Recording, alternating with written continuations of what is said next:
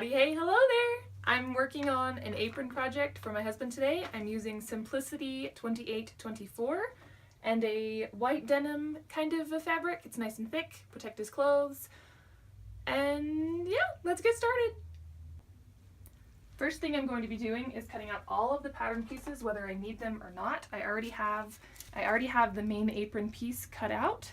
So now I am just going to cut out all of the rest of the pieces and then iron them so that I can see what number they are. This is a really handy trick. Let me show you what I'm talking about.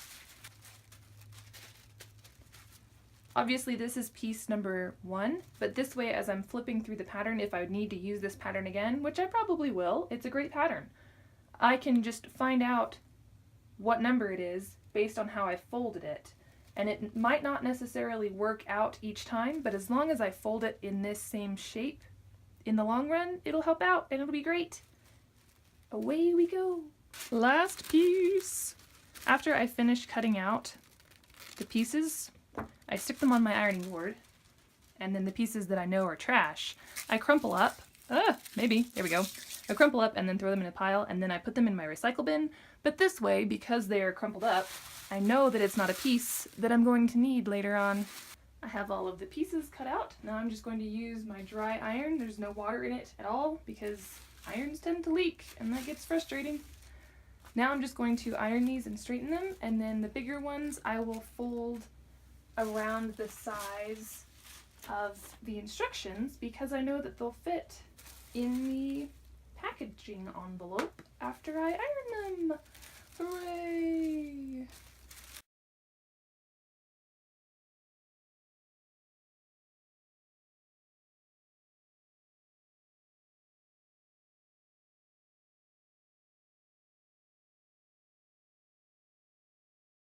And now, since I don't need this piece, I can put it back in the envelope and I know it's going to fit, and then after I siphon through it and I need the pattern again, I can see that that's piece number 1 for child size and it has the pattern number right there.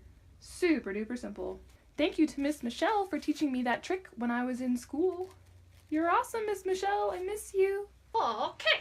So I ironed my fabric. It may not look like it, but I promise I did. And the edges are really uneven. That's just kind of what happens when you get yardage at a store. So I'm just going to stumble over my words and then snip into the edge here. Just 3/8 of an inch, half an inch-ish. And then just rip it. Oh my. Holy cow.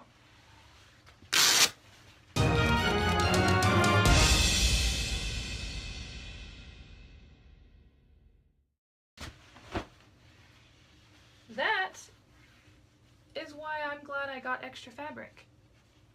So here's the piece I cut, and that's the same spot on the other side where it was. That's a bit frustrating, right? Okay, well, wow. Now I'm just gonna fold this in half and then cut out all of the pieces that I need.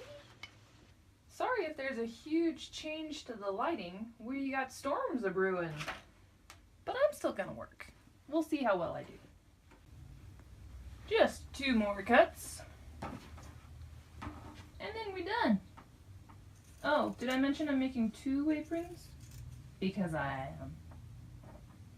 Well, would you look at that? It's time to get stitching. Let's do it. Okay, let's move the beast. Come here, beast. Oh, come here. Oh, I sound like I'm dying, but I'm not. I'm okay. Okay, is that about right? Yeah, I think so. The bobbin that I thought would work was not the right color. Oh well. At least we get to do this now. Whee! Yay, bobbin! I made little oopsies on the pockets when I was cutting them out. I drew a line and cut through it, but I think I've got it fixed, so it should be all right. And away we sew! Day 2 of working on aprons. I think it's the second day. Yeah, I think so.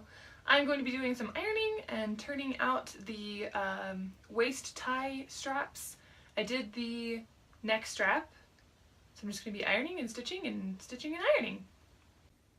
Now I'm just ironing the seam allowance up to the stitching line per the instructions. And then I will iron it again along the stitching line and then stitch it down. I was going to go ahead and iron the fold again on that other side that I was working on. This is not the same side. But it was a little too toasty for my little fingers. So I'm going to go ahead and do this side and then see if it's cool enough to work with on the other side once I'm done with this side. And if not, then I'll move on to the other apron and see. That's kind of the nice thing about working on two at a time, is you get really good at one thing. That's really helpful to sew that first and then fold it up. I don't think I've ever done that before. Usually I just use a seam gauge. So nice job, Simplicity. You're still teaching me something new. After I get the square part of the tie flipped and finger pressed out the way I like it, I usually, let me take this out, hold on. I'll place this back inside the tube. This is just a wooden turning rod that came with my little blue guy that you saw earlier. I'll place this in here and then use it to help straighten out the seam, so then it's not as like junky looking. And then I'll go ahead and stitch along the seam again, so then it doesn't flip and I haven't just wasted all of this time. And I just kind of finagle it. So then as I'm going along, it works out pretty nicely. Keeping lots of pressure with the iron and then pulling with the iron as I smooth the seam line. So once I get this whole thing ironed, I'll stitch along this edge just so I haven't wasted my time, and then it works out and looks a lot nicer even after it's washed. It's time to flip the pocket. So I have it sewn just like the instructions say.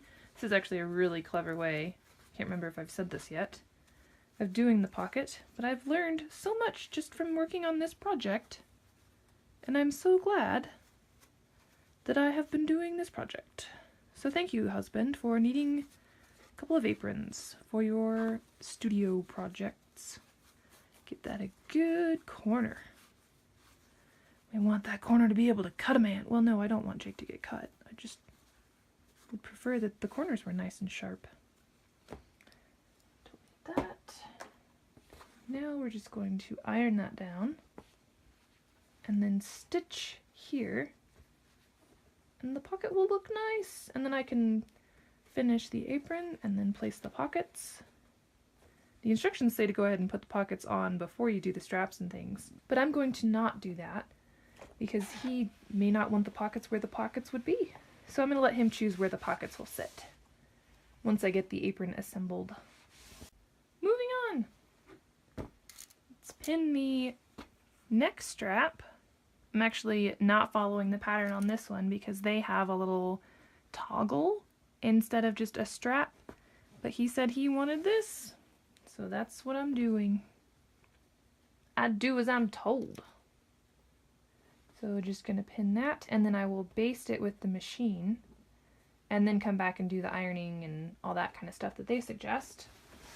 And then while we're over here, let's go ahead and pin the straps on in the same way. Hooray! All that's left to do on these aprons is fold up the bottom hem and then attach the pockets. And I'm actually making these from not a pattern, just kind of guesstimating what I think looks good. This piece, the long skinny piece, is going to be hammer holders for each apron, so there'll be one on each apron. And then these will be little pencil pockets. Hopefully, I'm just going to use the pocket technique that the instructions showed me how to do. So we'll see how that goes. If it works, then you'll see it. And if not, I'll probably just pretend I didn't do it. It's husband! Alright. You behave. Okay. Good. We are going to be pinning in, I didn't know how big to make this, so it's huge. Yay! And then I have the pockets and the little pocket. So let's do that one first. It's about where you want it? Mm-hmm. Do you want it crooked or should I straighten it? You should straighten it. Okay, just making sure that you didn't want it like sideways or whatever. Oh look, Brenna's doing the thing where she fixes everything. So like, there? Yep. Okay.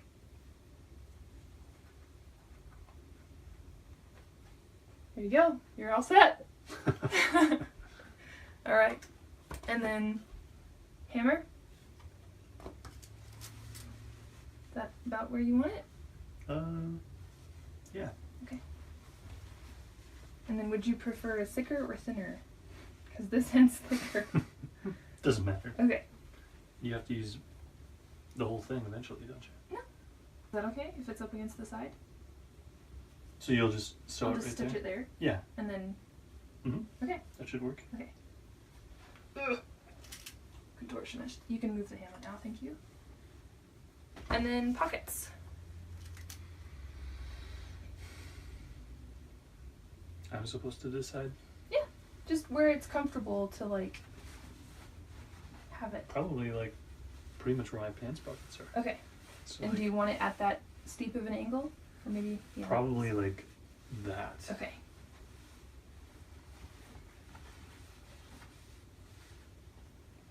Great. And then I'll just measure for the other one. Yeah. Great.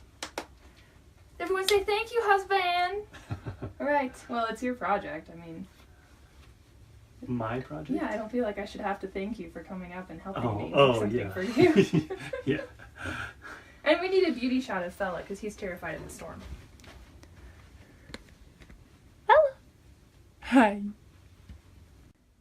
I'm working on my sewing, and here's my handsome, handsome helper, and a quick shot of my messy sewing room floor. But I'm almost done with the aprons. Hey, guess what? What? It's done. You have two. Yay. One has all the mistakes on it, which is this one, and the non-matching neck strap. And then this one's very pretty. Ooh. Cast off. Here, look how big it is on me. It's huge. Excuse me. Move, please. Thank you. It's massive. I could even tie it in the front. Jeez. Sort of. It won't stay, but I can tie it. This is awesome. Good. Thank you. Does it fit your specifications? It does. Is it Jake approved? Yes. Husband approved. Thank you for joining me for this video, and I hope to see you again very soon. Bye! There's a husband loose in my sewing room.